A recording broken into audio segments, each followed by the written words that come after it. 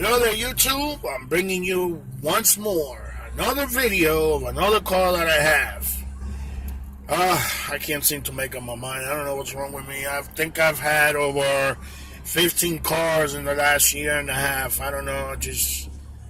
I'm a car alcoholic, I guess. But anyway, I'm bringing you another video of my new 2006 Pontiac Bonneville SLE.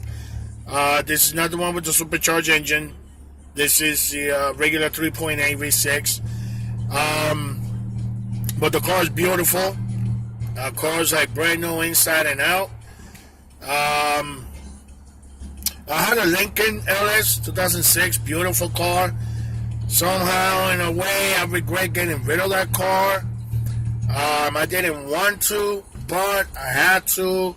One of the reasons was because it was a 3.9 liter V8, and the thing on the gas in those things, man, it was killing me. It was killing my pocket with the gas. I also heard rumors about them Lincolns, so if you're in the market for a Lincoln LS, I don't know. I mean, they did them cars with two engines, a 3.6 V6, a 3.0 V6 and a 3.9 liter V8. I heard bad things about the V8. I didn't hear much about the V6, so I don't know. I had to get rid of it. The car ran fine. There was nothing wrong with it. But like I said, it was a V8. The gas was killing me. Also, on that Lincoln, you had to put the expensive gas. You couldn't put 87 or 89, because if you did that, when you drive, you could hear the engine rattling, almost like it's like if the engine was bad, or like a rattling noise. It had nothing to do with the engine. It was the fact that in those cars, you had to put premium gas in them. If you didn't, and you wanted to be cheap like me, then you had to use the regular gas, the 87. So, I got rid of it. I bought this instead. Beautiful car, black exterior with the dark gray leather interior. This one is loaded to the max. It has the sunroof, the leather seats, the heated seats, the powered seats, power lumbar support, CD player, power windows, locks, fog lights. And this model, the 2005 and 2006 model Pontiac Bonneville, if you look it up, the model from 2000 to 2004, the front end and the tail, the back end, were a little different than the 2005 and the 2006 model. The 2005 and 2006 models share the same body style of the GXP, because these Bonnevilles, they made them in different trims. They had the plain cheap Pontiac Bonneville SC. Then they had the Pontiac Bonneville SLE. Then they had the Bonneville SSEI with the supercharged. And then they had the Bonneville GXP, which that one has the V8 engine. So this one doesn't have the V8 engine, but the 2005 and 2006 regular Bonneville SLE has the same body style of the GXP. Has the same front end, has the same back end. Everything looks the same on it.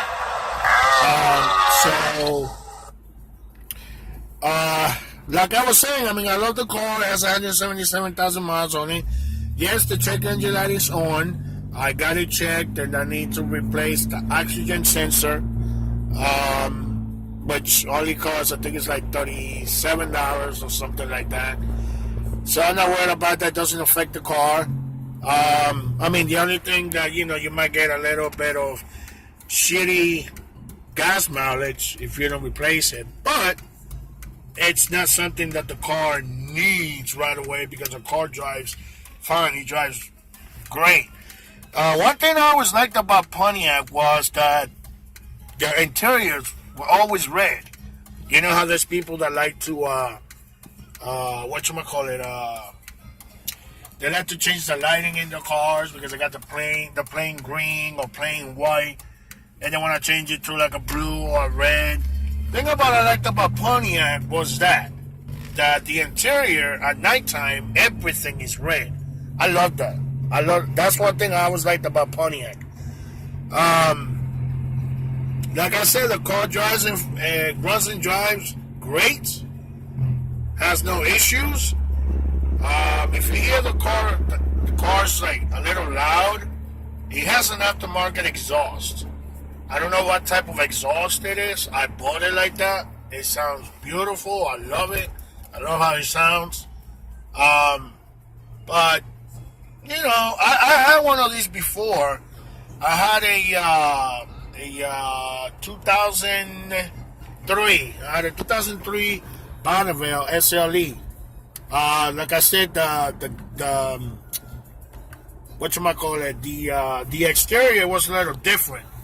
The fog lights in the 2000 to 2004, the fog lights are like in the center, like in the middle of the bumper. The 2005 model and up, the fog lights are in the corners. It was an SLE. I loved the car. It drove amazing, but there was something about that car, and I don't know if this is normal with Pontiac, but this is the fifth Pontiac that I have owned. And if one thing that I've noticed about these cars is that when you're driving them, they drive great. The transmission shifts through all the gears smoothly. No issues whatsoever with them. But if you look at the temperature gauge, Pontiac, for some reason, when the temperature gets to half or a little bit past half, the transmission shifts rough. I don't know what it is. Like I said, this is the fifth Pontiac I've owned, and all the Pontiacs that I've owned have done it. I had a 1999 Pontiac Grand Am with the 4-cylinder engine. As soon as the temperatures hit half, it shift rough. Then I had the 2003 Pontiac Bonneville, same thing. Then I had a 2004 Pontiac Grand Prix, same thing. Now I have this one, same thing. If any of you know or are familiar with these cars, with these Pontiacs, and you have had the same issue, if you can please let me know what it is. Because I've been searching and looking, and I cannot find anywhere anything to tell me why they do that. Like I said, as long as the temperature stays below half, temperature shifts through all the gears like butter. But once that needle hits half or past half, that's when the transmission starts to shift rough. And it only does it like maybe first gear, but it doesn't more on second gear. And then third gear, fourth gear, it doesn't really do it. But it's more like in second gear. So if anybody knows about these cars and know about that transmission issue, if you could please fill me in. Somebody told me to change the temperature sensor. I don't know what that has to do with the transmission, but somebody told me that if you replace that will take care of that, what it's doing, because I talked to a person that knows about transmissions, and I was told that there's nothing wrong with the transmission. They told me that the transmission was doing it for as soon as you turn the car on, then you will have to look at that. But if it only does it at a certain amount of time, then no, it's not the transmission. So they told me to replace a temperature sensor. I don't know what that's gonna do. I'm gonna go that route and replace that sensor. If it still does it, then I really don't know what it could be. But like I said, other than that, the car drives amazing. Shifts through all the gears with no problems. besides what I told you once it gets to half. But besides that, man, this car drives great. I wanted to do this video at nighttime because I see a lot of people post videos of themselves driving their cars at nighttime. So I wanted to make a little video of me driving around Lancaster City in my car.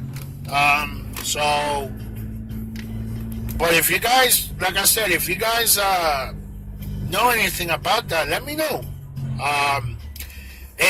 It's doing it now. The temperature didn't get to half because I took the thermostat out. I took it off to see if maybe me taking the thermostat out, maybe it will keep the engine cooler because, there's constant antifreeze flowing through the engine. But apparently not. Apparently it still does it. Because he's doing it now as I'm driving. Obviously you guys can't tell because, you're not in the driver's seat. But it's doing it now. Instead of doing it after me maybe driving the car for... I've been driving the car now for like 15 minutes. And he just started to do it. It does do it when the temperature gets to half. Now mine is not a half because like I said, I took the thermostat out.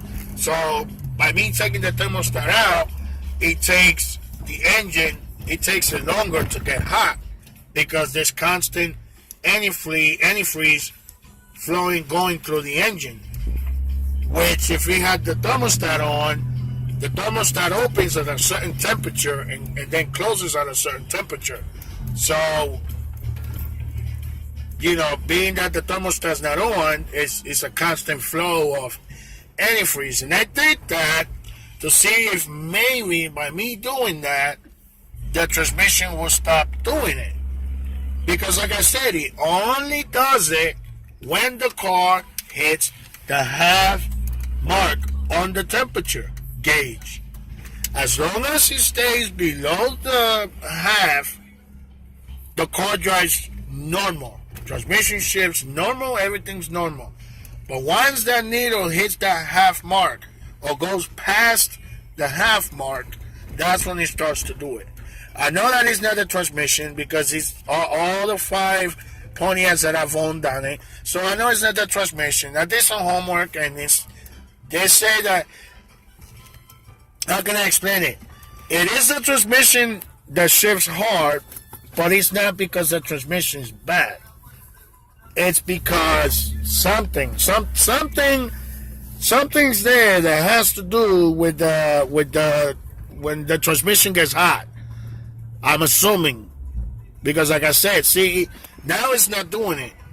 It does it once in a blue. But I mean, like I said, other than that, the car runs and drives good. Motor's good. Transmission's good. I love how he drives. For being a 3.8 without the supercharged engine, it still has a lot of power. This car moves pretty quick. I'm going to tell you that right now.